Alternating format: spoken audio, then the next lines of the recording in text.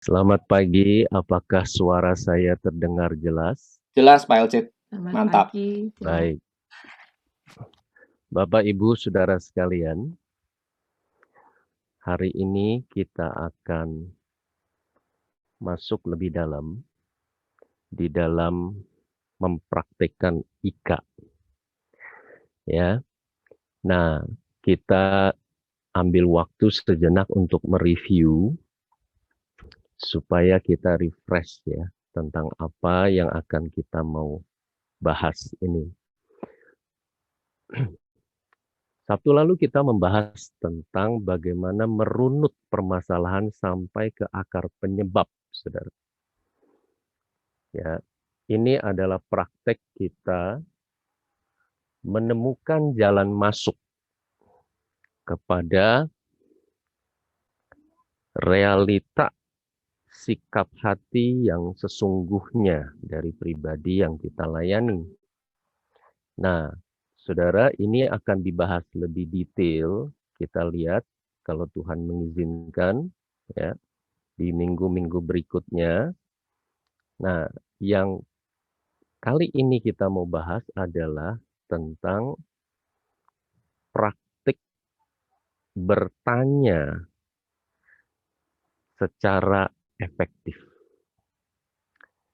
Ini yang kita sebut dengan quality questioning. Ya, saya mau pastikan apakah share screen dari slide ini semuanya bisa terlihat dengan jelas. Ya, boleh ada yang kasih feedback.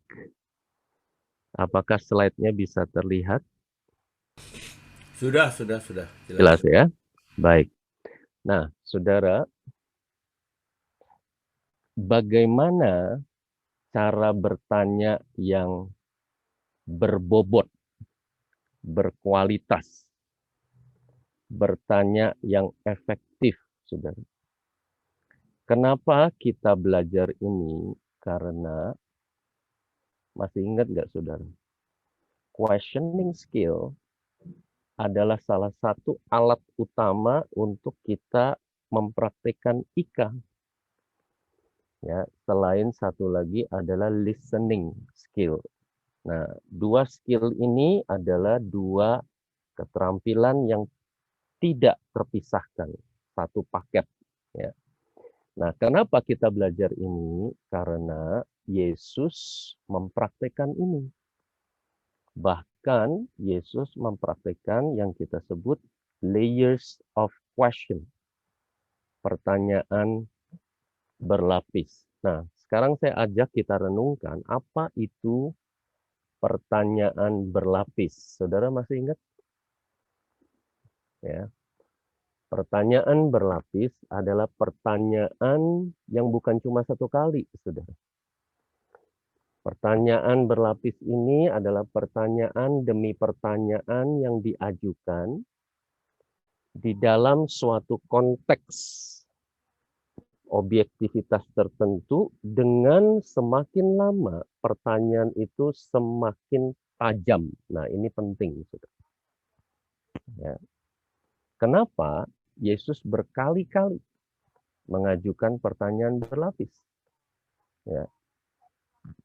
Kenapa Yesus sampai nanya 3 kali, apakah engkau mengasihi aku? Kenapa Yesus sampai bertanya berkali-kali? Kata orang, siapakah aku ini? Sampai kepada Simon Petrus, kalau menurut kamu, siapakah aku ini?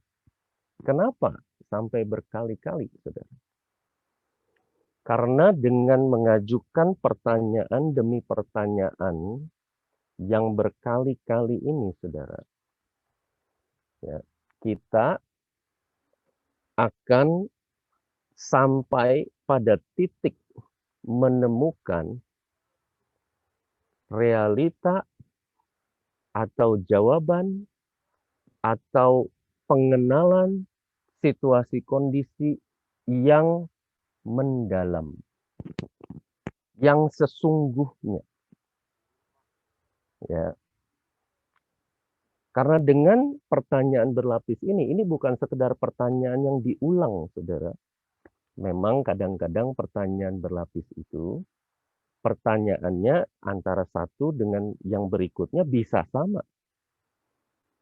Tetapi, saudara, pertanyaan yang sama itu, kalau dalam konteks pertanyaan berlapis, intensitasnya berbeda, saudara.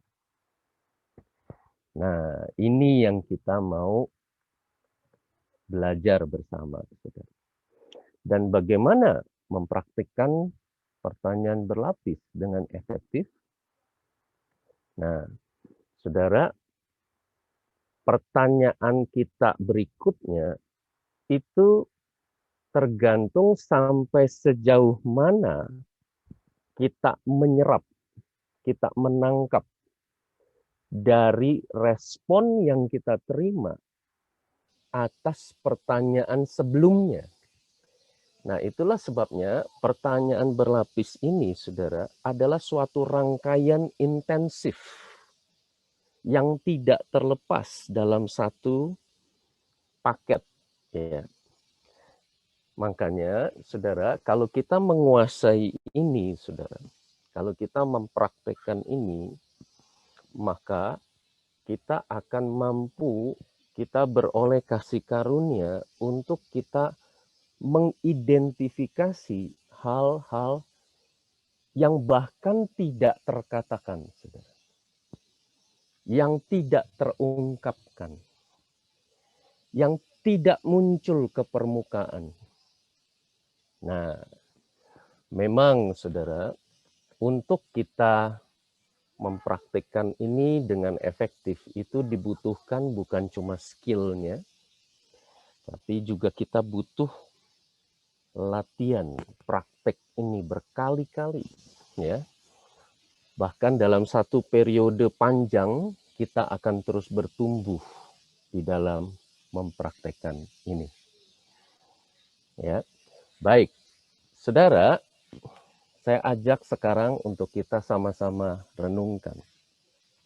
Saudara boleh jawab ini di dalam chat, ya. Kenapa Yesus bertanya dalam waktu konteks Yesus mempraktekkan IKA? Silahkan. Saudara renungkan dan saudara tulis di dalam chat. Sebenarnya apa maksud Yesus nanya, saudara? Sebenarnya apa tujuan Yesus itu bertanya? Ya. Kenapa kita perlu memahami dan menangkap ini, saudara? Karena dengan sejauh mana kita menangkap maksud dan tujuan Yesus bertanya, ya, sampai sejauh itulah kita akan menangkap maksud pertanyaan sehingga kita bisa mempraktekkan bertanya dengan berbobot ini semakin efektif. Ya. Silakan. Adakah saudara yang mau mengungkapkan kenapa Yesus bertanya? Ya. Ada yang saudara bisa tuliskan? Nah, ya. Dengan bertanya, Yesus dapat memahami lawan bicara. Itu betul, saudara. Ya. Nah, dengan bertanya, Yesus dapat praktek langkah pertama, identifikasi.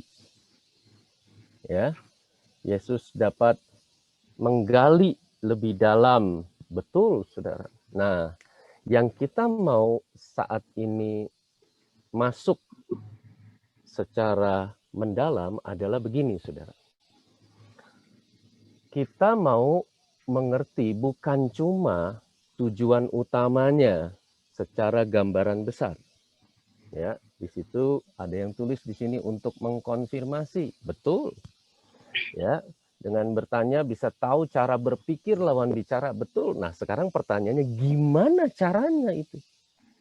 Melalui pertanyaan kita bisa tahu cara berpikir lawan bicara. Kita bisa konfirmasi ulang jawabannya. Kita bisa. Nah, ya. Ini penting, Saudara. Kenapa? Karena coba saya mau tanya setiap kita ya. Kenapa kita mengalami keselamatan saat kita percaya Yesus dan menerima Yesus sebagai Tuhan dan Juru Selamat? Kalau kita jawab, ya karena Yesus sudah menebus dosa-dosa kita. Dan kita mengalami anugerah keselamatan karena Yesus sudah menggantikan kita. Jawaban itu benar, Saudara. Ya. Nah, yang dalam hal ini kita perlu pahami lebih mendalam bahwa bagaimana proses itu terjadi. Ya.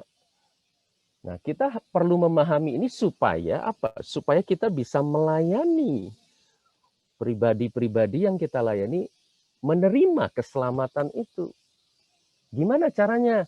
Caranya dengan percaya di dalam hati bahwa Yesus itu Tuhan dan Juru Selamat. Dan mengaku dengan mulut bahwa Yesus sudah dibangkitkan dari antara orang mati. Dan seterusnya, Saudara.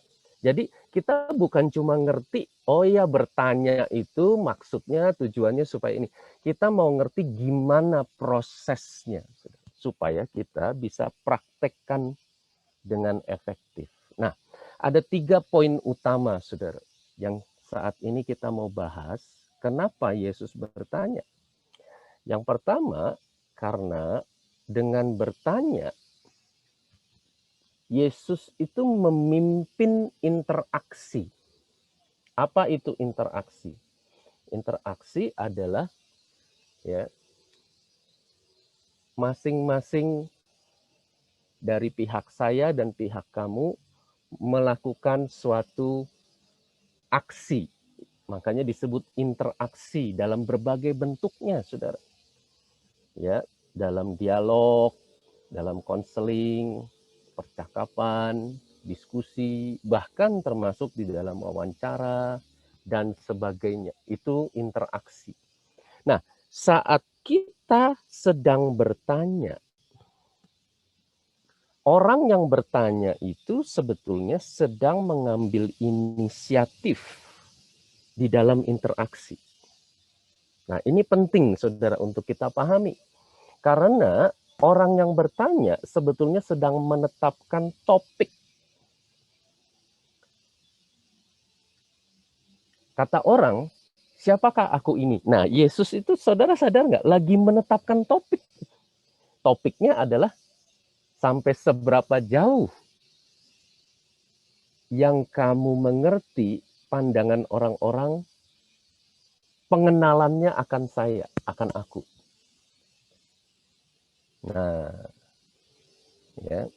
Dengan kita mengajukan pertanyaan, sebetulnya kita sedang setting the topic. Isunya apa? Tema apa yang lagi kita mau bahas? Ya. Nah, kenapa memimpin interaksi? Karena bertanya itu membuat orang berpikir. Saudara sadar nggak? Tadi kenapa saya bertanya? Kenapa saya nggak langsung aja tulis poinnya? Kenapa dalam bentuk pertanyaan? Karena waktu saya sedang bertanya, saya sedang mengarahkan jalan pikiran. Saudara, kalau kita mengerti ini, saudara, kita akan sadar betapa powerfulnya pertanyaan itu. Saudara perhatikan, saudara, ini berkali-kali dipakai oleh Allah ataupun oleh Yesus ya di dalam interaksinya.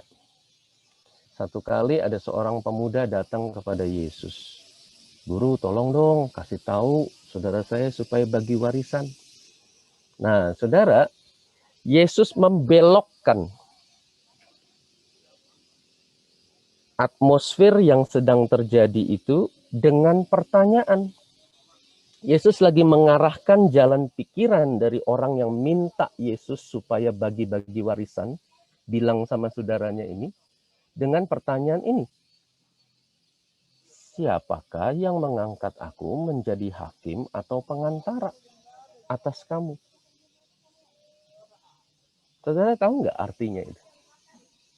Itu artinya ya Yesus lagi memperjelas duduk perkaranya antara kamu dan saya ini loh. Bahwa saya ini tidak punya kewajiban loh untuk urusin perkara internal kamu dalam hal warisan. Dan dalam hal ini coba kamu pikir, emang aku orang yang tepat untuk urusin bagi-bagi warisan ini? Dan yang lebih utama lagi, saudara, Yesus nggak cuma bertanya sekali di situ. Lalu Yesus bahas tentang ketamakan. Yesus kasih perumpamaan orang kaya yang bodoh, yang sudah ngumpulin banyak sampai lumbung-lumbungnya, ya berkelimpahan bahkan sampai nggak muat. Ujung-ujungnya Yesus bertanya lagi, saudara. Ya, dan semua yang sudah disediakan itu untuk siapakah itu nanti? Saudara nangkep nggak? Yesus itu lagi mengarahkan jalan pikiran orang yang minta Yesus bantuin bagi warisan ini, bahwa isu utamanya bukan soal kamu kebagian warisan atau enggak. Isu utamanya adalah perkara hati. Dan kamu kepikir nggak kalau kamu ngumpulin harta di bumi, itu nanti ujung-ujungnya bukan buat kamu. Nanti akhirnya buat orang lain juga. Karena kamu mati nggak bawa harta. Itu loh yang lebih penting daripada sekedar kamu dapat warisan atau enggak. Nah, Yesus mengarahkan jalan pikiran dengan bertanya. Ini sederhana sekali dan ini penting sekali dan ini powerful sekali. Dan sedemikian powerfulnya, sedemikian efektifnya pertanyaan, saudara. Sampai ini bukan cuma dipakai oleh kerajaan Allah. Saudara sadar nggak kerajaan iblis mengerti hal ini, saudara? Jadi sedemikian efektifnya pertanyaan itu, saudara. Sampai itu kita mau bawa kemana orang yang kita layani, itu sesuai dengan pertanyaan yang sudah dikombinasikan. Itu orang bisa nyampe titik itu, saudara. Saudara masih ingat yang terjadi di Taman Eden? Saudara masih ingat kalimat pertama yang diucapkan ular itu kepada Hawa? Ular itu bertanya, saudara. Tentulah Allah berfirman, semua pohon dalam taman ini jangan kamu makan buahnya, bukan? Wow. Itu multiple complex question, saudara. Itu pertanyaan tingkat tinggi. Kita tidak membahas struktur pertanyaan itu secara detail di sini. Tapi yang kita mau bahas, yang kita mau mengerti adalah ular sedang mengarahkan jalan pikiran Hawa ke arah yang sesat, saudara. Dan itu terjadi. Manusia jatuh dalam dosa. Itulah sebabnya Salomo menulis, saudara, hidup dan mati dikuasai oleh lidah. Nah, salah satu aspek penting lidah itu beraksi adalah melalui pertanyaan. Pertanyaan bisa mengarahkan seseorang ke jalan yang sesat, dan pertanyaan bisa mengarahkan seseorang kepada keselamatan, kepada jalan yang benar. Dan yang ketiga, saudara, Kenapa bertanya itu memimpin interaksi? Karena bertanya itu kita sedang setting kedalaman percakapan kita. Dari mana? Dari kualitas pertanyaan kita. Saat kita sedang bertanya, saudara, kita sedang menentukan sampai seberapa dalam kita bercakap-cakap ini, kita berdialog ini. Ya. Kalau kita bertanya, selama pandemi kamu ngapain aja, ya. Nah, itu kedalamannya terbatas, saudara ya. Nah, tapi coba saudara perhatikan, ketika kita bertanya, sampai sejauh mana Tuhan mengizinkan pandemi ini dengan progres pencapaian visi dan misi yang Tuhan tetapkan di dalam hidup kamu sampai sejauh ini. Wow, itu kualitas pertanyaan yang berbeda, saudara. Jadi dengan pertanyaan, kita sebetulnya sedang menentukan sampai kedalaman mana kita ini sedang berinteraksi. Baik, sampai di sini ya, untuk kita memastikan dan kita merefleksi apa yang kita belajar, ya, silakan. Apakah ada yang ingin dibahas dalam bentuk pertanyaan atau tanggapan atau ada hal yang ingin kita diskusikan? Ya, silakan. Apakah Pak Denny? Ya, baik, Bapak, Ya, Ibu, Saudara, mungkin ada yang mau ditanyakan tentang yang tadi dibagikan oleh Pak Elcit, terutama bagaimana ya tentang proses bertanyanya itu. Nah, mungkin bagi Bapak Ibu boleh ya, silakan boleh ditulis dalam chat boleh, atau mau langsung open mic juga boleh. ya, Silakan Bapak Ibu. baik. Ya, sambil ya, saudara silahkan kalau ada yang mau di-chat. Karena yang terpenting kita bukan seberapa jauh kita bisa bahas banyak materi, tapi yang terutama, saudara, adalah sampai seberapa banyak, seberapa dalam kita menyerap apa yang Yesus lakukan ini. Baik, yang kedua, saudara, ya, oke, adakah yang ingin dibahas? Oh, di Ya, sini di ya. sini ada Bu Hmm. Triwidiawati, dia menanyakan bagaimana ya memulai menetapkan topik, Pak Elcit. Oh, ya langsung aja nanya. Saya mau nanya, mau menetapkan topik nih sama Pak Denny nih, ya. Topiknya ada beberapa pilihan nih. Saya lagi mau bahas topik tentang pelayanan, atau bahas topik tentang keluarga, yaitu keluarga Pak Denny, atau Hmm, saya lagi mau bahas topik tentang pandemi. Oke, sekarang saya mau bahas topik tentang pelayanan, ya. ya. Halo Den, ya.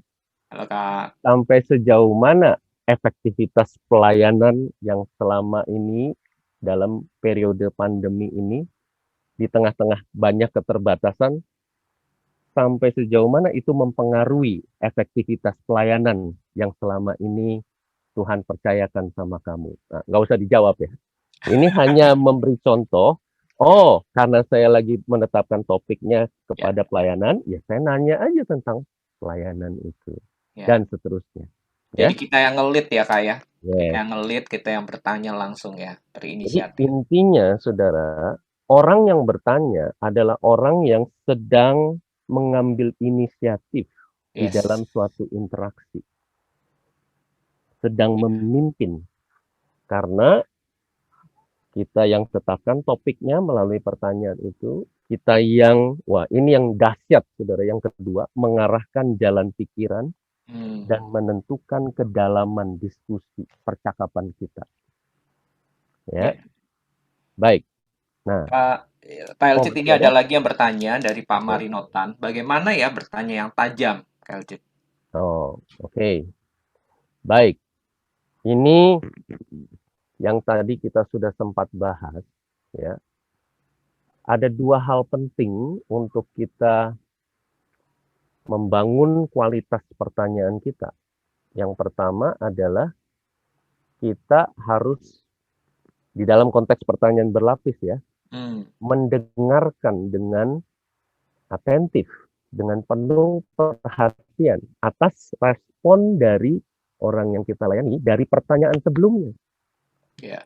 Nah, pertanyaan kita bisa menjadi semakin tajam karena kita menangkap situasi kondisi orang yang sedang kita layani ini secara spesifik. Hal yang kedua adalah dengan bergantung kepada tuntunan Roh Kudus. Jadi memimpin interaksi yang benar di dalam konteks IKA ini adalah kita izinkan Roh Kudus yang memimpin kita untuk mengajukan pertanyaan sesuai dengan arahan Roh Kudus.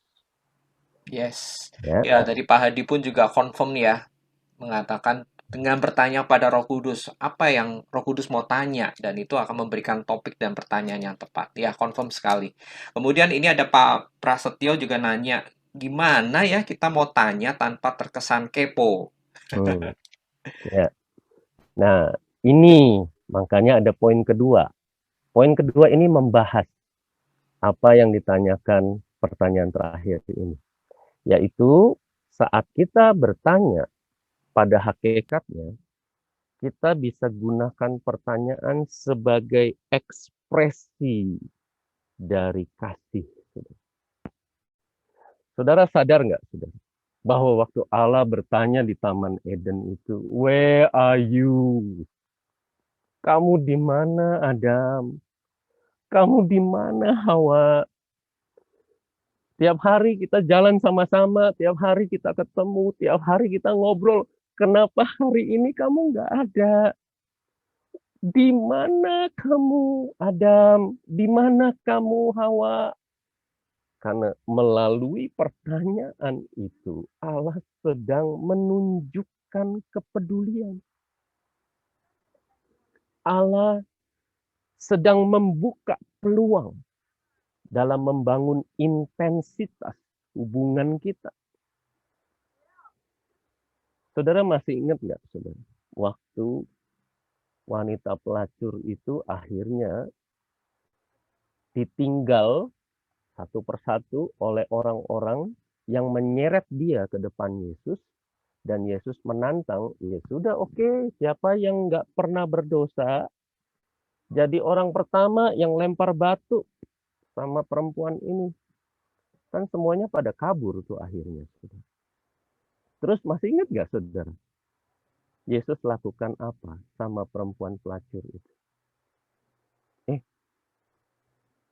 Hai perempuan, pada kemana ini orang? Di manakah mereka? Nggak ada orang yang hukum kamu. Nggak ada orang yang lempar batu sama kamu. Saudara sadar nggak? Itu Yesus lagi ekspresikan kasih yang agape sama perempuan ini. Dengan bertanya. Yesus membuka kemungkinan untuk perempuan ini bertobat, mengenal dan mengalami kasih Yesus melalui pertanyaan Yesus ini. Sehingga melalui pertanyaan ini menjadi titik awal perempuan ini membangun hubungan yang intens dengan Allah, dengan Yesus. Kalau kita menangkap ini, saudara, maka itu akan terekspresi, terungkap melalui pertanyaan kita. Karena orang tuh bisa sense, saudara, bisa merasakan. Ini orang nanya, kepo, mau tahu, sekedar ya mau ikut campur hidup orang, atau kita bertanya sebagai wujud saya mengasihi kamu. Itu terasa, saudara. Itu bisa ditangkap oleh setiap orang yang sedang diajukan pertanyaan. Ya, dan yang ketiga, Saudara, kenapa Yesus bertanya? Karena dengan bertanya, saya sedang menyesuaikan diri saya pada kondisi pribadi seorang yang sedang saya layani. Nah, ini penting, Saudara. Ini disebut attune, ya. Untuk kita bisa tune in, untuk kita bisa cocok, untuk kita bisa match, untuk kita bisa nyambung, connect dengan pribadi yang kita layani, kita perlu attune, kita perlu menyesuaikan diri sesuai dengan kondisi orang yang sedang kita layani. Itulah kenapa Allah menyesuaikan diri dengan menjadi manusia, yaitu Yesus, supaya Allah membangun hubungan yang intens dengan kita. Nah, Saudara, dengan pertanyaan kita sedang melakukan attune itu, menyesuaikan diri itu, Saudara. Ya. Nah, kenapa? Karena dengan bertanya, kita sedang mendorong seorang yang kita layani mengungkapkan pikiran dan perasaannya.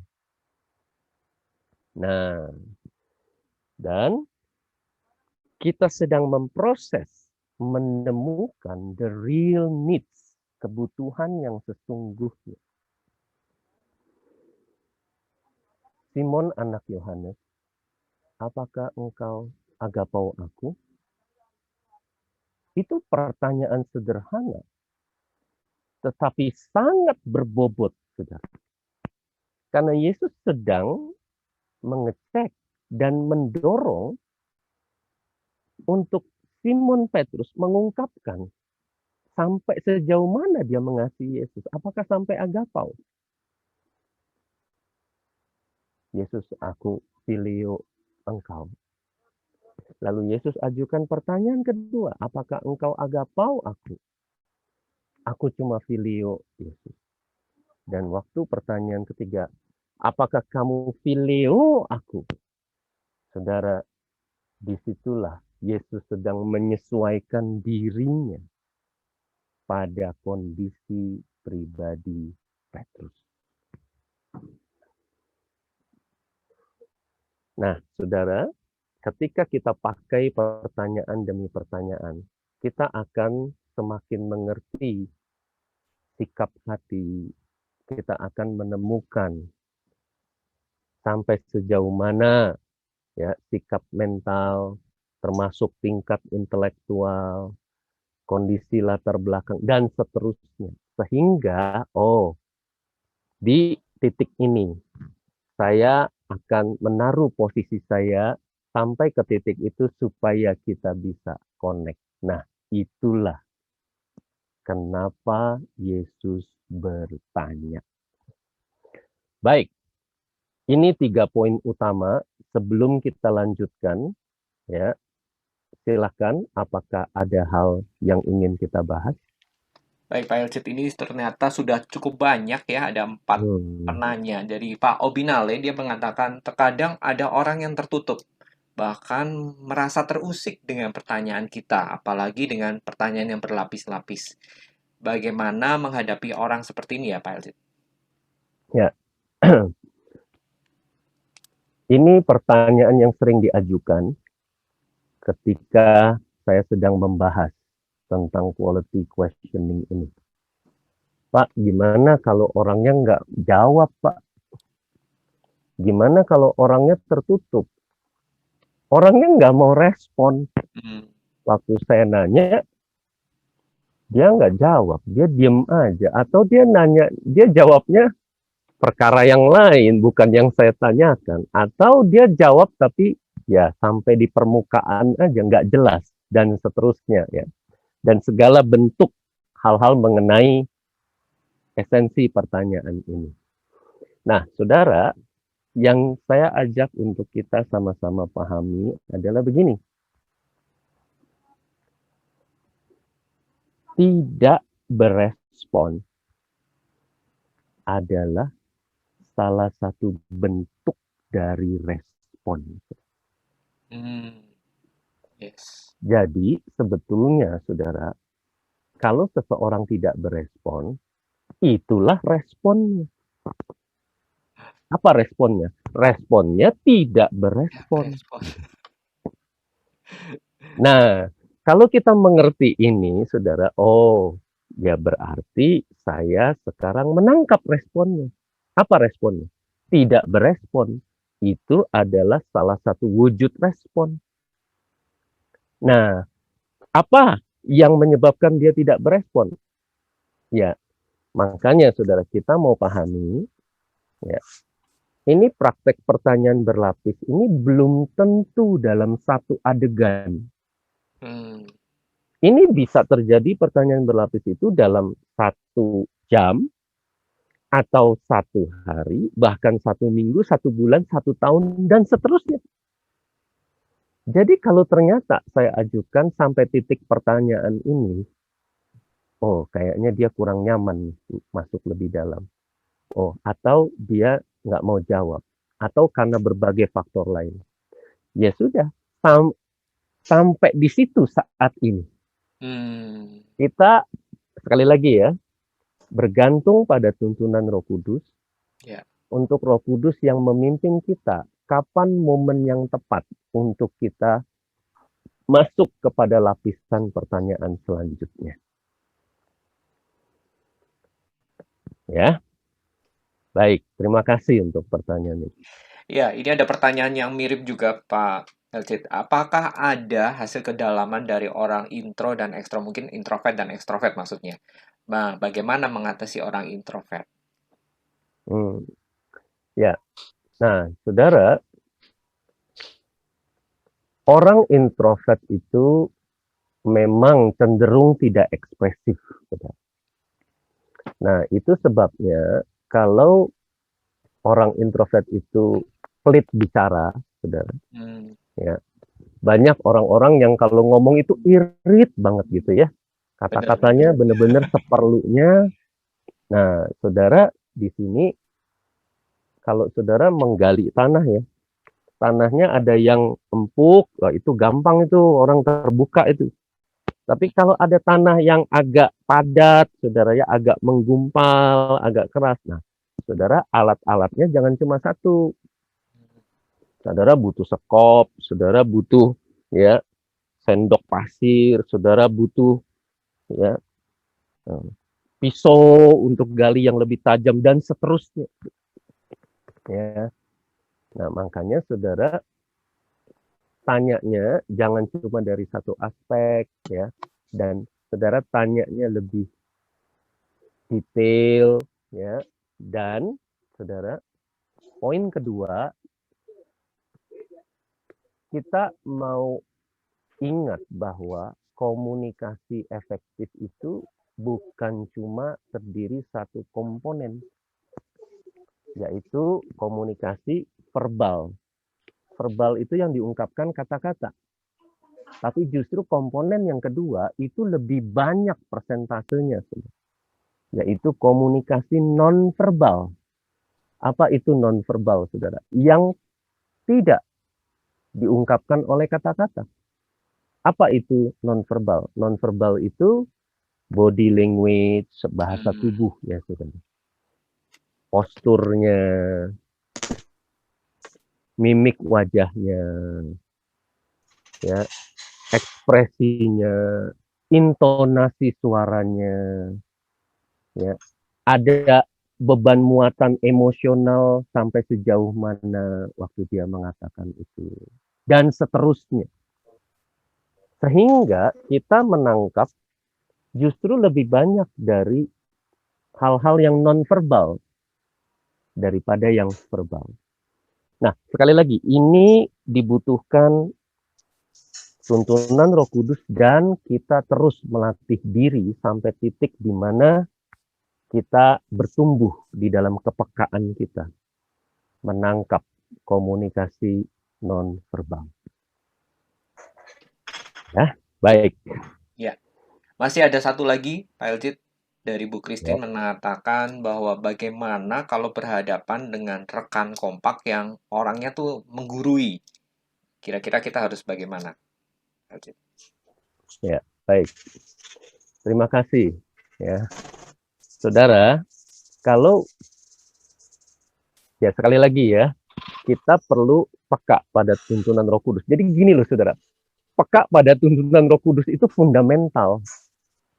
Ya, ini sebetulnya tidak ada jawaban yang mutlak baku. Oh ya harus begini atau harus begitu, saudara.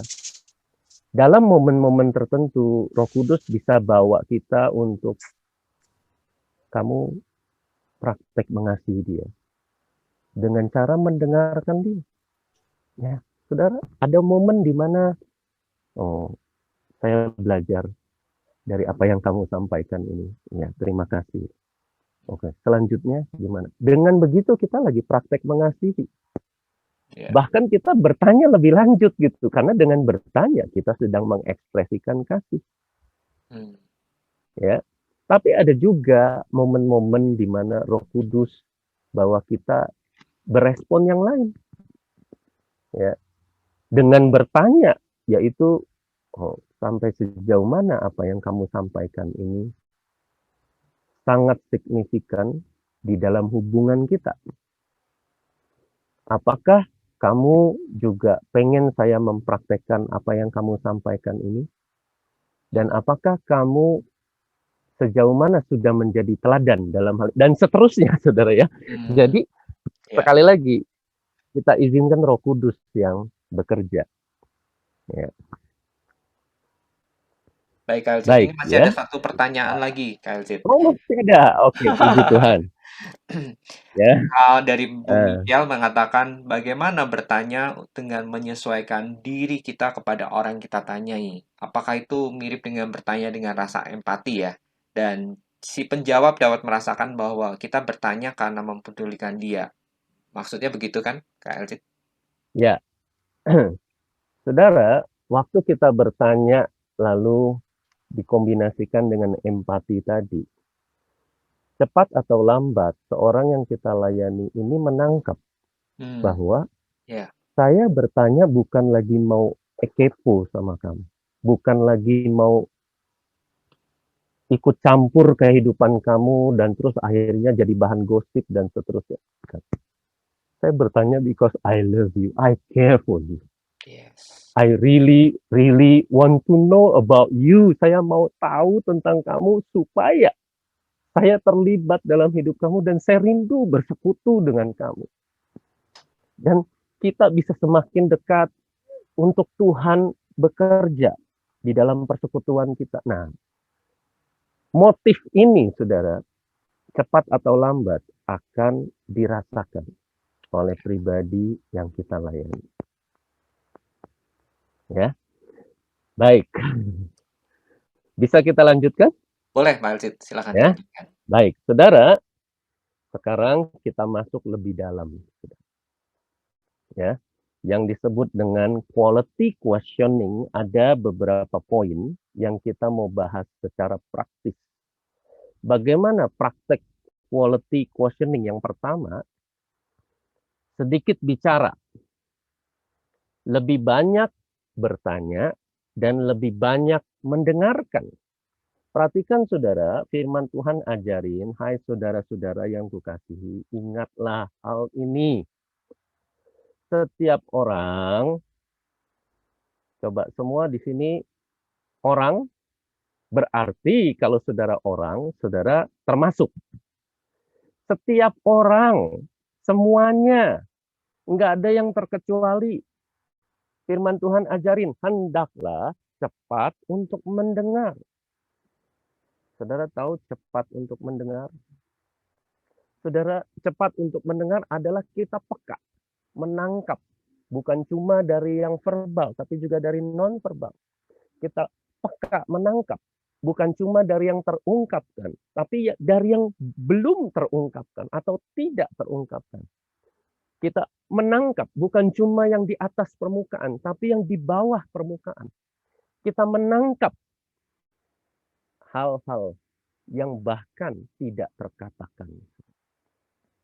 Itulah cepat untuk mendengar, tetapi lambat untuk berkata-kata.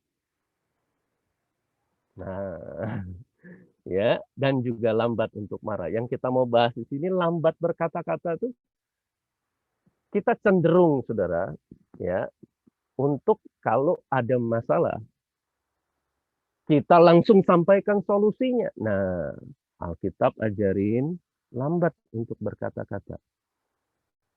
Identifikasi dulu, mengerti dulu duduk permasalahannya. Makanya supaya kita ngerti, lebih banyak bertanya. Apa yang sesungguhnya terjadi? Kejadiannya kapan? Siapa aja yang terlibat? Apa latar belakangnya sampai kejadian begitu? Lalu akibatnya apa aja? Dan seterusnya dan sebagainya. Sehingga saudara, kita melihat duduk permasalahannya secara detail, secara lengkap. Kita memahami dengan jelas apa yang sesungguhnya sedang terjadi. Kalau gitu boleh nggak Pak kita ngomong waktu kita lagi praktek pertanyaan berlapis? Bukan nggak boleh ya saudara. Tapi waktu kita ngomong, itu di dalam konteks kita sedang bertanya. Alur pertanyaan ini kadang-kadang kita nanya, oh bukan itu maksud pertanyaan saya. Jadi sebenarnya saya maksud nanya ini adalah begini loh. Nah saya lagi jelasin. Nah itu saya perlu berbicara. Nah saya berbicara di dalam konteks alur pertanyaan itu supaya pertanyaan itu jelas, supaya arahnya kemana itu bisa ditangkap, dan seterusnya. Nah, saudara, ini sedemikian sederhana, sekaligus sedemikian menantang bagi sebagian orang. Karena saya sering menemukan, saudara, orang-orang yang lagi bercakap-cakap, yang satu lagi mau praktek IKA, saudara. Tapi saya perhatiin yang praktek IKA ini lebih banyak ngomong nih daripada orang yang dilayani. Nah, itu tanda tanya, saudara. Karena dalam praktek IKA, sewajarnya orang yang sedang dilayani IKA itu yang lebih banyak bicara. Ya, itu poin pertama. Yang kedua adalah, nah, gunakan pertanyaan yang tepat pada momen yang tepat. Apa maksudnya? Kita di sini mau belajar apa itu pertanyaan tertutup dan terbuka, dan bagaimana cara menggunakannya. Pertanyaan tertutup adalah pertanyaan yang jawabannya ya, tidak, sudah atau belum, hitam atau putih, maju apa mundur. Nah, itu pertanyaan yang jawaban pilihannya itu cuma dua. Denny sudah makan belum? Tadi sudah sempat sarapan belum? Nah, nggak usah dijawab ya. Itu contoh pertanyaan tertutup. Itu gampang banget jawabnya. Kalau Denny sudah makan, ya tinggal jawab, oh udah sempat makan tadi. Nah, kalau belum, oh tadi belum sempat makan. Nah, itu pertanyaan tertutup. Tapi pertanyaan terbuka, itu adalah pertanyaan yang kita tanya 100 orang, bisa ada 100 jenis jawaban. Karena pertanyaan terbuka itu sedang bertanya apa yang ada di dalam pandangan kamu terhadap hal ini, dan seterusnya. Ya, pertanyaan terbuka nih. Contohnya ya, ini menurut pandangan kamu, kira-kira sampai seberapa lama kita bisa mengakhiri masa pandemi ini di Indonesia dan kembali bisa pulih seperti sebelum pandemi? Wah, itu pertanyaan kita tanya kepada 10 orang bisa 10 macam jawaban nih. Karena itu pertanyaan terbuka. Kapan momen yang tepat mengajukan pertanyaan yang tepat. Nah, jadi poinnya begini, saudara. Karena pertanyaan tertutup itu pertanyaan yang sederhana. Ya, kita mau mengerti bedanya dengan pertanyaan terbuka. Karena pertanyaan tertutup itu mengungkapkan informasi, fakta, makanya gampang. Ya, tapi kalau pertanyaan, apa yang ada di dalam benak, perasaan, apa yang ada di dalam hati, itu pertanyaan yang lebih kompleks, saudara. Jadi bobot pertanyaan tertutup dan terbuka itu berbeda.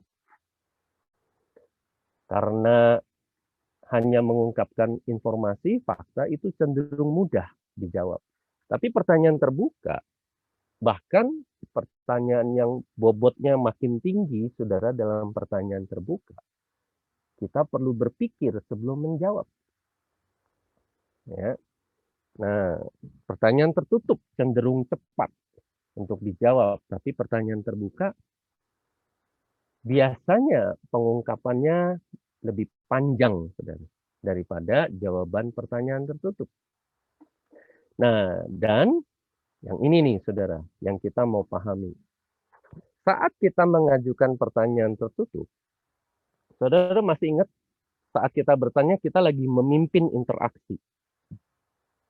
Nah, pertanyaan tertutup itu, kendali interaksi cenderung masih berada di tangan orang yang bertanya. Tapi kalau kita sedang mengajukan pertanyaan terbuka, kendali interaksi sebetulnya kita sedang serahkan kepada orang yang lagi mengungkapkan apa yang ada di dalam pikirannya, di dalam hatinya saat dia lagi menjabarkan jawaban atas pertanyaan terbuka yang kita ajukan. Nah, yang saya ajak untuk kita sama-sama pahami adalah gini, waktu kita praktek IKA, saudara, enggak semua orang itu bisa siap untuk kita langsung masuk kepada pertanyaan yang tajam. Nih, misalnya saya ketemu Denny, lalu belum apa-apa, nggak ada ngomongan pembuka, saya langsung nanya. Dan sebetulnya di masa pandemi ini, apa satu pergumulan kamu yang paling mendalam di dalam konteks kamu menang, kamu bebas, kamu berhasil mengatasi situasi kondisi pandemi ini. Nah, saudara, nggak semua orang tuh siap untuk menjawab pertanyaan terbuka. Apalagi pertanyaan dengan bobot yang sangat tinggi. Nah, itu sebabnya kita perlu pertanyaan pembuka. Apa itu pertanyaan pembuka? Yaitu pertanyaan-pertanyaan tertutup terlebih dulu. Nah, jadi, saudara, quality questioning itu bergerak dari pertanyaan ringan, perlahan-lahan pertanyaan itu menjadi semakin berbobot. Nah, kesempatan ini ya saya akan praktek role play dengan istri saya.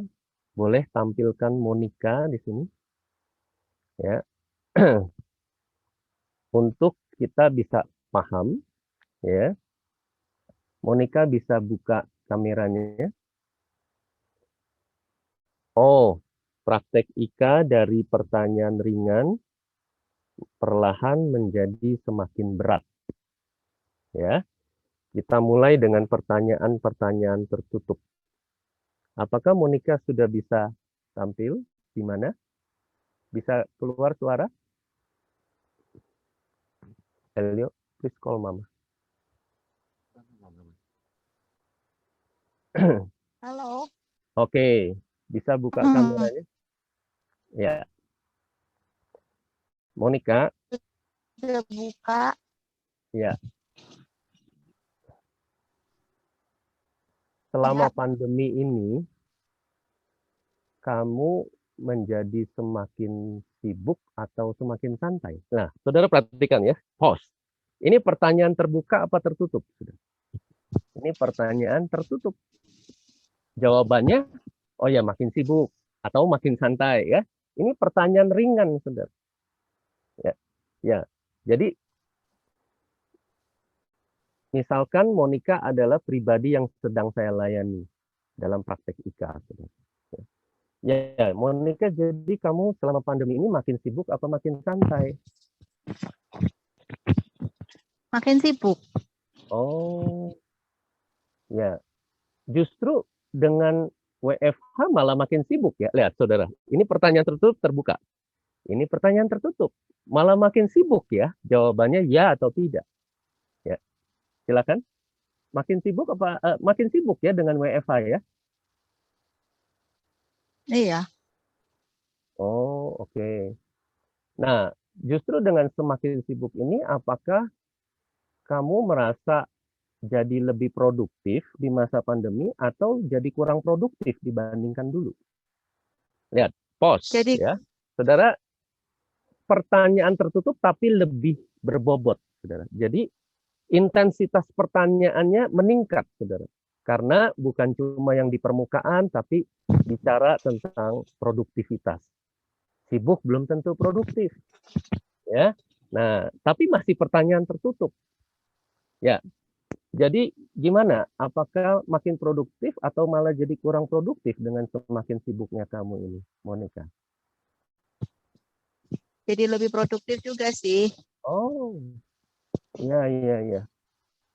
Justru jadi dengan WFH malah lebih produktif ya? Mm-mm. Oh, oke. Nah, apakah kamu enjoy atau enggak dengan apa kesibukan kamu ini dan produktivitas kamu ini? Enjoy kok. Ya, lihat, masih pertanyaan tertutup ya, saudara. Tapi ini sudah masuk lebih dalam karena ya ini sudah mengungkapkan perasaan, saudara. Apakah saya enjoy atau enggak? Ya, lihat, produktivitas itu masih yang di luar, tapi enjoy atau enggak sudah masuk kepada ranah perasaan, ranah pikiran, apa yang ada di dalam. Nah, selanjutnya, saudara. Nah, apakah ada masa-masa kamu nggak enjoy selama kamu sibuk di masa pandemi ini? Kadang-kadang bosen juga kalau di rumah terus. Oke, ya bosan ya. Nah, sekarang saudara, untuk kita bisa menangkap setelah rangkaian pertanyaan-pertanyaan ini dan pertanyaan-pertanyaan selanjutnya, saya akan beri contoh pertanyaan pamungkas. Pertanyaan tajam yang sebetulnya kita sudah persiapkan dari awal, kita mau mengarah kepada pertanyaan pamungkas ini. Ya, jadi ceritanya rangkaian ini sudah berjalan dan sekarang Monica sudah siap nih untuk saya ajukan pertanyaan berikut ini. Monica, sebetulnya selama kurang lebih setahun pandemi ini, hidup kamu sedang mengarah kemana? Di dalam konteks pemenuhan panggilan Tuhan dan visi misi yang sudah Tuhan taruh melalui hidup kamu. Saudara paham? Dengan kita gunakan pertanyaan-pertanyaan tertutup yang ringan dan semakin bertumbuh bobotnya, Monica sedang dipersiapkan untuk bisa mengungkapkan hal-hal yang paling mendalam. Inilah pertanyaan berlapis dengan quality questioning. Bertanya secara berbobot. Baik, sampai di sini ya. Silahkan, kita akan membahas ini sampai sejauh mana kita menangkap dan silakan kalau ada yang ingin dibahas. Terima kasih Monica sampai sejauh ini. Ya, silakan Denny. Iya, luar biasa sekali ya kita dapatkan pencerahan tentang bagaimana kita pertanyaan terbuka dan pertanyaan yang tertutup. Nah, Bapak Ibu, Saudara yang mau ingin bertanya tentang bagaimana mempraktekannya, mungkin ada banyak kebingungan harus bagaimana nanti pada saat praktek ya. Boleh ya, kita manfaatkan kesempatan ini. Bapak Ibu boleh tulis di chat atau mungkin juga Bapak Ibu boleh langsung open cam atau open mic, langsung boleh bertanya. Silakan. Ya.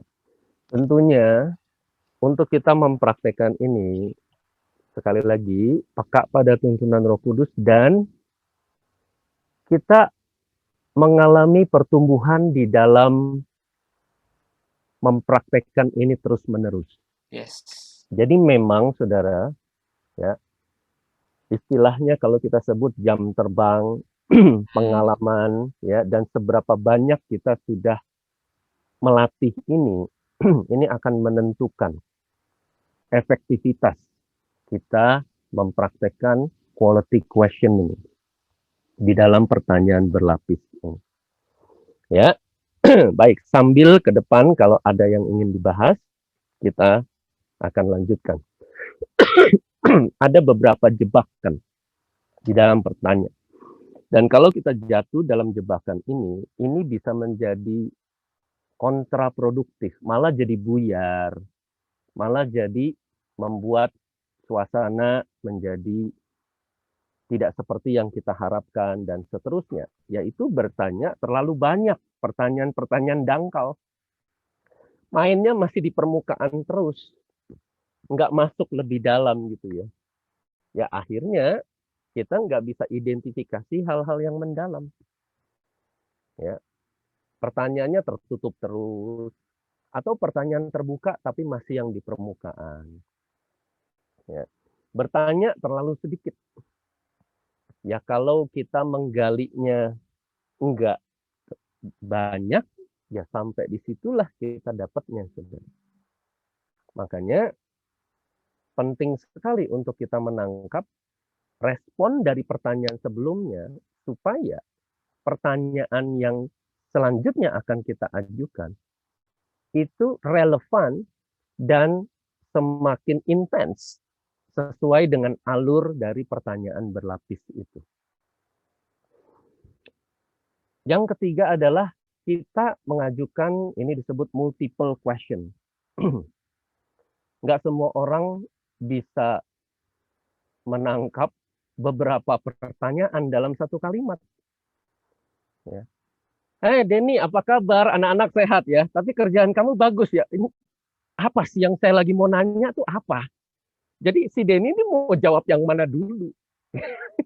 Jadi nggak jelas gitu loh. Lagi arahnya kemana ini? Ingat loh, waktu kita bertanya, kita sedang mengarahkan jalan pikiran. Jadi ini arah pertanyaannya mau kemana? Nggak jelas, karena banyak beban muatan ya di dalam satu kalimat pertanyaan. Pertanyaan yang diajukan dengan tidak patut.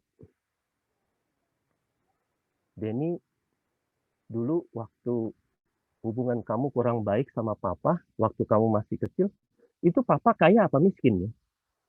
Ya, saudara, waktu kita mengajukan jenis pertanyaan dengan cara demikian, itu si Denny bisa tersinggung. Nggak semua orang siap gitu. Ih, kok Kak Elsit nanyanya begitu sih? Emang kalau papa saya miskin, emang kenapa? Emang kalau papa saya kaya, kenapa? Nah, saudara, itu berbeda kalau saya bertanyanya begini. Denny, waktu masa kecil kamu dan hubungan kamu waktu itu nggak baik sama papa.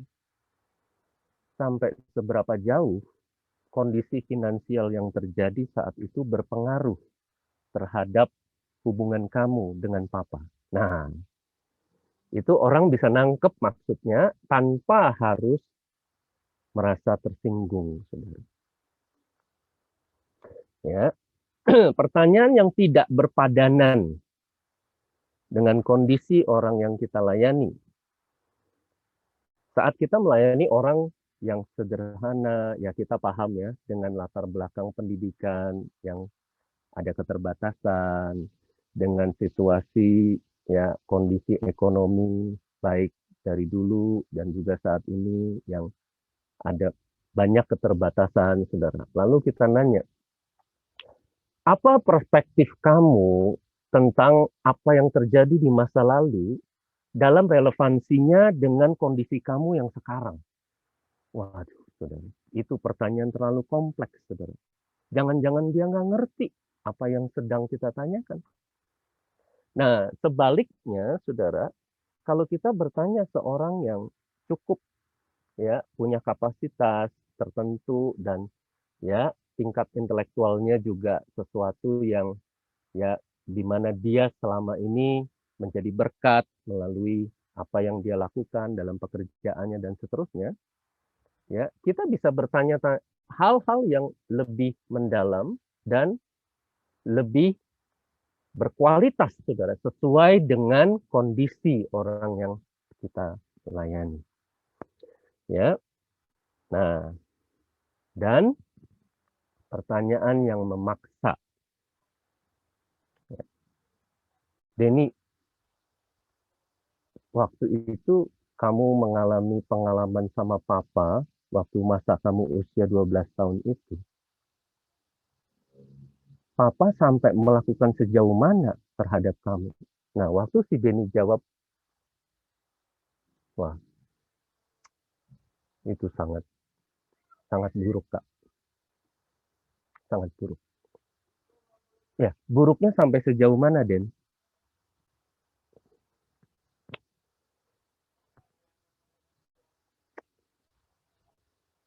Nah, saudara, kalau kita sudah menemukan ada pergolakan emosi di situ, ya, kenapa? Karena bukan soal dia mau cerita apa enggak, loh, saudara. Ada pergumulan yang sangat mendalam untuk Denny menceritakan pengalaman masa lalunya itu.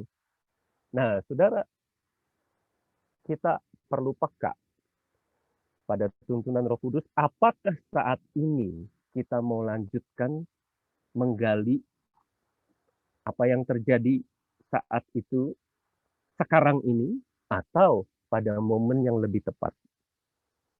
Karena, saudara, nggak semua orang siap untuk mengungkapkannya pada saat itu. Ya, jadi kalau sampai sejauh itulah yang diungkapkan, dia bukannya nggak mau jujur loh, dan bukannya dia nggak mau cerita, tapi dia butuh waktu untuk mengungkapkannya. Nah, saudara, kita justru jangan membuyarkan alur yang sudah terjadi sampai sejauh ini untuk harus selalu terjadi saat ini. Ya, karena kalau kita memaksa dan orang yang kita layani belum siap, justru itu akan membuka kemungkinan, saudara, dia akan jadi menolak kita dan dia akan justru jadi antipati terhadap kita. Baik, ya, sampai sejauh ini silahkan, apakah ada yang ingin dibahas? Ya, bagi Bapak Ibu, silahkan jika ada pertanyaan, boleh tuliskan di chat atau boleh langsung dibuka mic-nya, bisa langsung bertanya dengan Pak Elcit, silahkan. Ya, Jadi baik. tadi Silakan. saya cukup diberkati ya Kak, dengan yang bagaimana kita dengan bertanya seperti Yesus bertanya, bagaimana Yesus lead, memimpin, bagaimana Yesus itu dengan kasih love ya, dia ada sense-nya. Maksudnya orang tuh bisa merasakan dari pertanyaan Yesus itu adalah karena Yesus tuh mengasihi. Dan yang terakhir adalah bisa tune in. Jadi berangkat dari apa yang dia ngerti, berangkat dari apa yang dia rasakan. Dan itu benar-benar kayak Tuhan tuh benar-benar memahami kita ya. Nah, kadang kita pada saat melayani, kadang kita terlalu banyak pengalaman, kita terlalu ya sepertinya sudah sok tahu ya, jadinya kadang kita nggak bisa memposisikan diri gitu. Nah, jadi kita mulai sama-sama nih, teman-teman semua di sini kita praktekkan di dalam kompak. Bagaimana dengan kasih Yesus itu kita bisa melayani teman-teman kita. Bahkan kita pun juga bisa dilayani oleh rekan-rekan di kompak. Karena kita tidak ada yang lebih senior, lebih junior ya.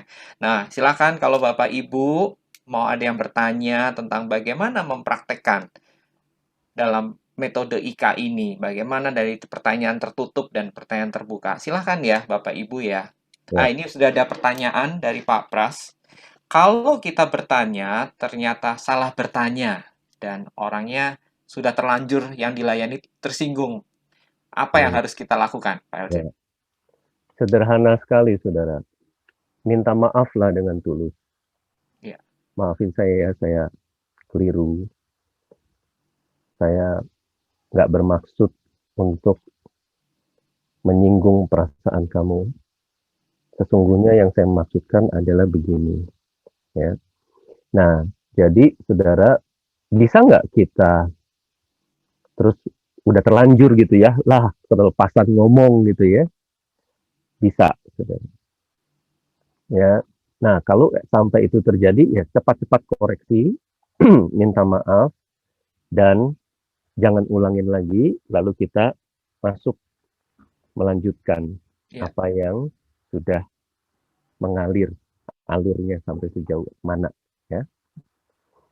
Baik. Nah, sekarang kita lanjutkan. Poin ketiga adalah manfaatkan waktu tunggu. Nah, ini sesuatu yang sangat sederhana sekaligus sangat penting, saudara. Waktu tunggu, waiting time, saudara. Apa itu waktu tunggu? Ya. Dan apa saja manfaat menggunakan waktu tunggu? Nah, yang kita mau pahami adalah kalau memang pertanyaan kita itu berbobot, saudara, itu sebagian orang butuh waktu untuk memproses pertanyaan itu. Dan di dalam prosesnya itu berjalan, kita perlu menunggu sebelum kita mendapatkan jawaban atau respon. Nah, kenapa kita harus menunggu? Karena ada 4 tahapan di dalam proses seseorang itu dari mendengarkan pertanyaan sampai dia bisa memberikan respon atau jawaban. Kalau memang pertanyaan kita berbobot, pertanyaan yang berkualitas, pertanyaan yang beban muatannya sangat tinggi, saudara. Dia itu harus pertama, dia dengerin pertanyaan kita, lalu dia harus memahami apa yang ditanyakan. Ya, hidup kamu sedang mengarah kemana selama setahun pandemi ini di dalam konteks panggilan Tuhan dalam memenuhi visi dan misi ilahi melalui hidup kamu. Wah, saudara, itu orang yang ditanya itu mesti ngerti dulu. Oh, iya ya, panggilan Tuhan sampai sejauh ini, iya. Ketunda nggak ya dengan pandemi ini? Oh, visi misi yang Tuhan taruh dalam hidup saya. Oh, ya, selama ini setahun udah berjalan pandemi, saya sinkron nggak dengan panggilan Tuhan? Nah, lihat, itu perlu diolah, saudara. Dan dia itu perlu menjawab pada dirinya sendiri dulu. Jadi harus terjadi bahwa dia menangkap dan dia mencerna, saudara, pertanyaan itu, dan terjadi self-talk di dalam dirinya. Ya, sampai akhirnya dia menjawab pada saya. Nah, makanya saudara, kalau memang pertanyaan kita itu berbobot, ya, kita tahu bahwa ini butuh proses, ini butuh dicerna. Seringkali saya bilang begini, kamu nggak usah jawab sekarang. Ya, ntar sore juga nggak apa-apa. Atau besok. Bahkan saudara, saya beberapa kali memberikan waktu, oke, nanti bulan depan kita ketemu. Nah, kamu boleh sampaikan. Ya, waktu tunggu itu bisa beberapa menit sampai beberapa minggu, bahkan sampai beberapa bulan. Ya, karena pertanyaan yang sedemikian tajam itu butuh diproses untuk menjawabnya. Nah, yang kita mau pahami adalah ada 2 macam waktu tunggu, saudara. Waktu tunggu pertama adalah lama waktu saya menunggu setelah saya ajukan pertanyaan sebelum mendapatkan respon. Saya nanya, lalu sebelum dia berespon, saya menunggu. Itulah waktu tunggu pertama. Waktu tunggu kedua adalah waktu saya menunggu, kan dia berespon nih. Saat dia berespon, lalu saya tunggu sampai dia berhenti bicara. Apa maksudnya saya menunggu ia berhenti berbicara? Nah, yang kita mau pahami adalah begini, saudara. Hal-hal yang mendalam, hal-hal yang sangat intens, hal-hal yang sangat signifikan, hal-hal yang sangat, saudara, itu sesuatu yang ada di dalam relung hati, di dalam benak, ya, bahkan ini yang terjadi pada masa lalu dan seterusnya, di mana di situ sangat penuh keterlibatan hal-hal emosional, hal-hal yang sifatnya sangat pribadi, ya. Itu belum tentu seseorang itu menjawab pertanyaan yang sedemikian tajam itu dalam satu kalimat atau dua kalimat.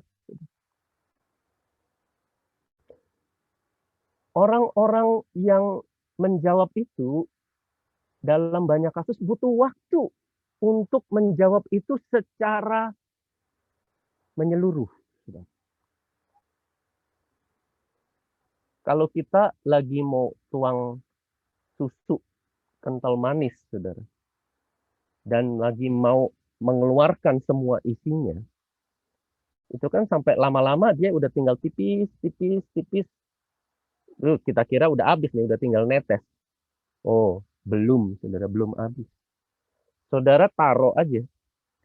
Entar 15 menit lagi, saudara tuang lagi, miringin lagi, saudara. Tiba-tiba ada aliran baru. Belum habis semua.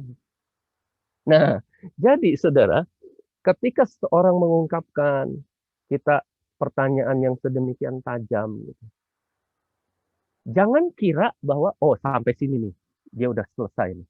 Oh ini udah semuanya diungkapkan. Belum tentu. Itulah sebabnya kalau dia lagi mengungkapkan, itu kan ada unsur emosional di sana. Ada unsur yang sangat mendalam. Nah, itu adalah momen di mana kita menangkap, kita mendengarkan dengan penuh perhatian.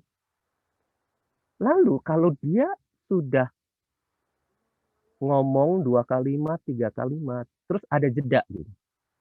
Itu belum tentu udah berhenti semua, sudah selesai semua, belum tentu. Oh, saudara nggak usah berespon lebih lanjut, tungguin aja. Oh, ntar ngalir lagi, saudara. Ntar keluar lagi aliran berikutnya. Ntar keluar lagi, saudara. Selanjutnya. Nah, ini sedemikian sederhana. Sekaligus sedemikian penting. Karena justru di aliran-aliran berikutnya itu, saudara, itulah hal-hal yang tersisa, yang jauh tempat yang paling dalam, yang selama ini tersimpan. Nah, jadi polanya tuh begini, saudara. Ya, saya bertanya, lalu sebelum saya mendapatkan respon, itulah waktu tunggu pertama. Nah, perhatikan saudara, responnya belum tentu terungkap dalam 1-2 kalimat. Kita tungguin. Nah, itu waktu tunggu kedua. Sebelum saya menyampaikan umpan balik dari saya.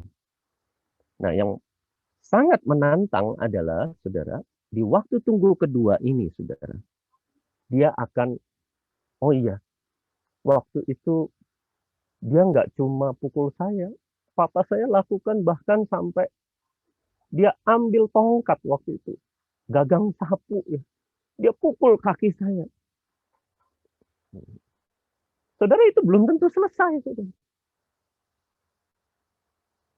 Itu ada pause. Ya. Kenapa dia pause? Ya karena itu menyakitkan sekali, saudara. Karena itu sangat sangat terluka dia waktu menyampaikan itu. Ya. tungguin, karena itu belum selesai, saudara. Nah, boleh nggak saya nanya lebih lanjut? Saudara lihat momennya. Kalau memang kita lihat momennya tepat, oh, lalu selain kaki kamu, apalagi yang dipukul? Wah, itu dia bisa tiba-tiba menangis, saudara. Dia juga pukul kepala saya. Nah, saudara. Dan sampai situ mungkin dia pause lagi, saudara. Dia jeda lagi. Dan akhirnya hal yang pamungkas, saudara. Sampai dia berkali-kali hajar muka saya dan saya waktu itu berdarah-darah dan seterusnya. Nah, justru aliran emosionalnya itu mengalir keluar di aliran titik-titik terakhir. Nah, hal inilah yang justru yang paling mendalam di waktu tunggu yang kedua ini. Ya, baik. Sampai di sini, saudara. Ya, silahkan. Wow, menarik Ya, sekali ya, Pak Elcid. Mungkin Bapak Ibu boleh silahkan open mic kalau ya, mau ada yang ditanyakan. Sini waktu tunggu yang kedua sangat-sangat menantang sekali ya buat kita ya, Pak Elcid ya. Sehingga ya. menguji kesabaran kita dan bagaimana kita untuk tetap punya kasih menunggu sampai dia benar-benar terbuka apa adanya. Silakan Pak Pras kalau mungkin ada yang mau ditanyakan. Ya, mau nanya ini. Kan kita kan mungkin belum terbiasa dengan konsep baru dari KLJ ini ya. Mungkin kita saat lagi mencoba praktek kayak gini, kita mencoba bersabar. Kan ini perlu kesabaran yang luar biasa ya dalam bertanya begini ya. Nah, dalam satu waktu mamanya kita di antara waktu kedua itu pos satu dan pos yang kedua itu kita terburu ngomong mamanya sehingga dia tidak tuntas. Apakah ada kemungkinan waktu lain kita bisa mengulang hal yang sama dan bertanya sampai dia bisa menunjukkan hasil yang paling akhirnya? Terima kasih Pak Pras. Jadi maksudnya kalau sampai terputus apakah kita bisa mengulang dari awal lagi? Ya. Kalau Bapak tanya apakah ada kemungkinan, jawabannya mungkin, Pak. Ya. Nah, yang kita perlu sadari adalah memang mungkin, nah tetapi gini loh, sadar nggak kita bahwa ini sampai kepada titik ini nih, aliran-aliran tetes-tetes terakhir ini, itu tuh sudah kita pupuk loh dari awal. Alurnya itu udah berjalan sampai akhirnya ya kita bisa katakan dalam beberapa kasus ini sudah mencapai klimaks. Mungkin nggak diulang? Jawabannya mungkin saja. Cuma berarti kita mesti mulai lagi dari awal. Membangun atmosfernya, mempersiapkan hati dan pikiran orang yang kita layani, dan seterusnya. Nah, jadi makanya ini tantangan bagi kita. Ya. Nah, berita gembiranya Pak Pras, sampai seberapa jauh, makanya 2 poin ini ya, kita bergantung pada tuntunan Roh Kudus dan kita melatih diri untuk kita ya mempraktekkan ini dengan hati-hati, dengan penuh perhitungan, dan saudara dengan kepekaan ya, maka kita akan bertumbuh di dalam mempraktekkan ini. Ya. Nah, Pak Pras, saya juga mempraktekkan ini butuh proses. Setiap kita butuh proses. Kita kan baru ketemunya sekarang. Kalau kita ketemu beberapa tahun yang lalu, saya juga masih banyak sekali gagal di dalam mempraktekkan ini. Ya, nah itulah sebabnya apa? Tantangan bagi kita, yaitu bagaimana cara saya menyelaraskan, ya, synchronize dengan efektif waktu tunggu pertama dan waktu tunggu kedua sesuai situasi kondisi dari orang yang kita layani di dalam tuntunan Roh Kudus. Nah, kalau ini nggak bisa diajarin, saudara. Ini hanya bisa kita alami secara pribadi. Pengalaman pribadi dengan Roh Kudus. Ya,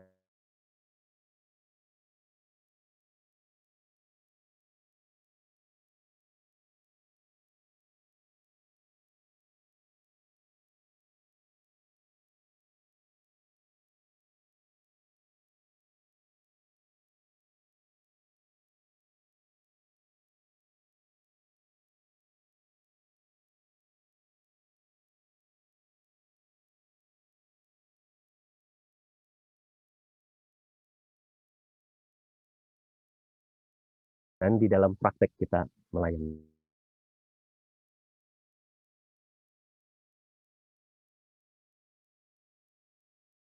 Ya, halo. Ya, sempat hilang. Apakah sekarang sudah bisa dengar? Ya, sudah bisa Sudah dengar. ya? Oke, jadi 3 poin ini kalau kita belajar praktekkan dengan kita latihan, kita terus bertumbuh, saudara, sampai satu titik Tuhan bisa memakai kita dengan sangat efektif mempraktekkan IKA ini. Ya. Baik, ya sampai sejauh ini silahkan saya kembalikan kepada Pak Denny. Iya, masih ada satu pertanyaan Pak Elcit. Ya. Mungkin boleh dibantu dijawab dari Putri Widiawati menanyakan bagaimana caranya agar kita tidak terlalu terbawa dalam emosi mereka. Jadi kita bagaimana caranya dengan posisi yang netral. Silakan, Pak. Ya. Nah, saudara, penting sekali untuk kita fokus kepada tuntunan Roh Kudus. Jadi, supaya kita tidak larut ya. Saudara ngerti? Jadi kita perlu memahami, kita perlu menangkap, tetapi saya menjaga diri saya untuk saya tidak hanyut, terbawa, dan larut di dalam, dan bahkan semakin tenggelam dalam apa yang dialami oleh orang yang saya layani. Karena kalau demikian, akhirnya yang terjadi, saudara, kita menjadi kebablasan. Saudara. Ya. Ya, ingat loh, di sini kita adalah pribadi yang mewakili Allah untuk melayani Dia. Jadi kita mengambil posisi, memahami, menangkap dengan empati, tetapi kita juga harus berorientasi kepada apa kehendak Allah dan apa yang Allah mau sampaikan kepada pribadi yang kita layani. Ya, itulah posisi Yesus di Golgota, saudara. Saudara ngerti nggak menjadi pengantara itu? Makanya Yesus itu disalib antara bumi dan langit. Kenapa Yesus harus tergantung antara bumi dan langit? Karena Yesus mengasihi manusia, tetapi Yesus tidak larut dengan dosa manusia. Yesus tidak hanyut terbawa. Yesus nggak ikut-ikutan berdosa. Tapi Yesus melakukan pendekatan terhadap manusia, dan Yesus juga harus menangkap hati Bapa terhadap manusia ini. Makanya Yesus menjadi pengantara antara manusia dengan Allah. Di Golgota itulah salib itu tergantung, saudara, antara bumi dan sorga. Dan itulah posisi yang kita mau teladani dari Yesus. Untuk kita empati tetapi tidak hanyut, untuk kita menangkap isi hati Bapa dan menyampaikannya kepada orang yang kita layani. Makanya salib itu disebut hikmat Allah. Ya, sampai di sini ya. Ya, terima kasih banyak Pak Elcit. Kita luar biasa sekali dari yang Sabtu lalu dan Sabtu ini kita diberkati dengan luar biasa sekali dan kita mulai mau komitmen untuk praktek di dalam komunitas sepakat. Terima kasih banyak Pak Elcit. Nah, saya mau minta Pak David Play bisa kita tutup dalam doa. Silakan Pak David. Sebelumnya sekali lagi kita mau beri emoticon tepuk tangan ya. Terima kasih buat Pak Elcit yang sudah memfasilitasi 2 kali hari Sabtu. Jadi Bapak dan Ibu Saudara, jangan kendor, kita di hari Sabtu ini kita tetap melakukan equipping kompak. Juga mungkin Bapak dan Ibu Saudara yang kita tahu, rekan-rekan yang ada, yang belum terinformasi, bisa kita infokan juga. Setiap hari Sabtu jam 7 sampai setengah 9 ini equipping kompak kita ya. Sambil kita join juga di Mesbah Koramdio di pagi hari. Mari Bapak dan Ibu Saudara, kita mau tutup di dalam doa pada pagi hari ini. Kami bersyukur Tuhan, buat hari ini apa yang boleh kami terima, yang kami boleh dengar, kami percaya, kami terus butuh pimpinan Roh Kudus Tuhan. Kami tahu setiap pribadi adalah milik Tuhan. Kami hanyalah alat Kami hanyalah orang-orang yang membawa mereka supaya berjumpa dengan Engkau ya Tuhan. Mereka dipulihkan bukan karena kami, tapi karena mereka berjumpa dengan kasih karunia. Mereka menemukan jalan masuk kasih karunia itu Tuhan, supaya mereka menemukan apa yang menjadi inti yang harus juga setiap pribadi yang kami layani ini menemukan jawabannya Bapak. Kami serahkan setiap jiwa-jiwa yang ada di dalam kompak, maupun yang sedang kami juga layani dalam SPK, kami serahkan mereka semua ke dalam tangan kasih Tuhan, biar mereka boleh mengalami, dilawat Tuhan, dilayani secara pribadi oleh Roh Kudus hari lepas hari. Dan kami percaya lawatan Tuhan sedang melanda setiap umat Tuhan. Mungkin kami terbatas, tidak bisa ketemu secara fisik, tetapi lewat online ini ya Bapa, Tuhan Kau bekerja di dalam hati setiap orang percaya. Orang yang berserah kepada Tuhan, Tuhan jamah, Tuhan mengasihi mereka. Berkati setiap kami semua yang pagi hari ini ada bersama-sama, Tuhan mendengarkan, baik di dalam rumah maupun ada di luar rumah, ada dalam perjalanan. Tuhan lindungi sertai sepanjang hari ini Tuhan aktivitas kami. Kami serahkan Tuhan, Pak Elsit juga dan keluarga ke dalam tangan kasih-Mu. Terima kasih Bapak buat hamba-Mu ini Tuhan, biar mereka boleh terus dipakai oleh Tuhan dengan kerendahan hati dan terus Tuhan hikmat Tuhan menyertai mereka semua. Berkati juga Pak Denny Tuhan yang juga sudah memfasilitasi kami semua sepanjang training 2 minggu terakhir ini Tuhan. Bersyukur buat hari ini, di dalam nama Tuhan Yesus Kristus kami berdoa. Amin. Selamat pagi semua. Selamat aktivitas. Happy bless you. Selamat mempraktikkan.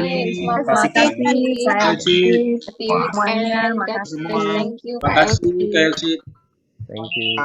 Terima kasih Pak Elsit. Terima kasih Pak David. Ini semuanya. Sama-sama. God Terima bless. kasih Pak Elsit, Pak Denny. Dan terima kasih. Terima kasih. Ya, Oke. Bye. Bye. Thank you.